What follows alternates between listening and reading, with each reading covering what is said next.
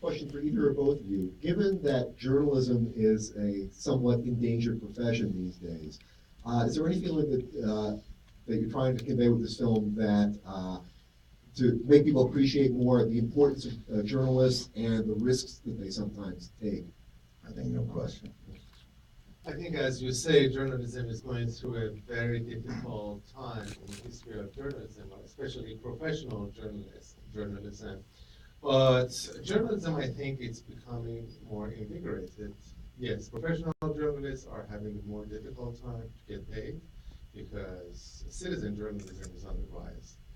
And it's not only in this country, it's all around the world that citizen journalists are replacing professional journalists, and information is becoming more democratized. And I think what the film shows is its importance of citizen journalism all around the world. And I think one of my favorite shots in the film is the last one of that little boy filming the destruction of the satellite dishes, which shows these governments, they can create all these obstacles and barriers in the way of professional journalists. And then, a little Mozart of citizen journalism comes along and films it and just puts it on YouTube or Facebook or Twitter and shows it to the world.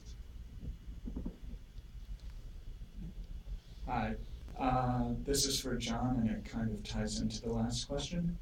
Well, it's well known from The Daily Show that you have a complicated relationship with a 24-hour news cycle and cable news in particular. Mm-hmm. But this film shows a very euphoric or a progressive approach to the social media news cycle as well as other communications in the 21st century. Could you talk about your opinions on that as well as how you wanted to showcase that as a filmmaker? Well, I think it's important to you can be critical of things that you think are not holding up the ideal of what you might imagine journalism to be. But at the same time, it's important then to demonstrate what that ideal might be. And so this is, the journalists are out there because places are cutting back on the finances of journalists. Well, now a lot of them are out there without the infrastructure and support of these big news organizations. They're freelancing and they're on their own.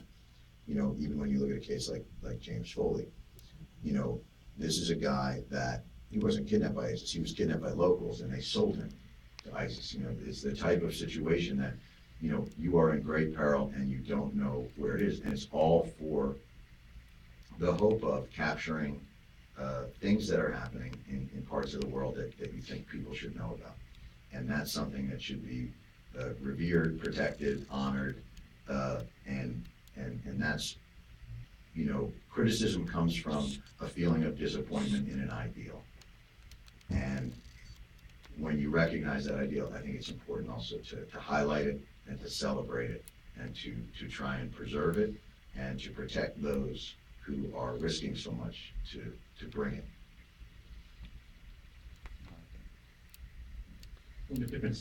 Coming from a different angle, this is your first feature, John? I'm sorry? It's your first feature that Yes, you sir. directed, right? Yes, I just yes, wonder if since that's the case, if you had, who you maybe, what you looked at, or maybe who you went to for some guidance or counsel.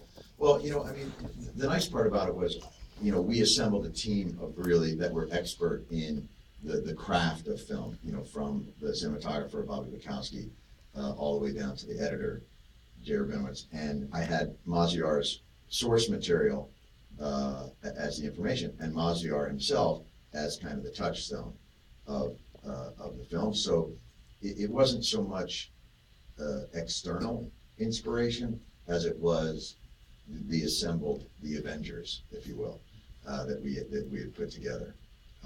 That was influential in it.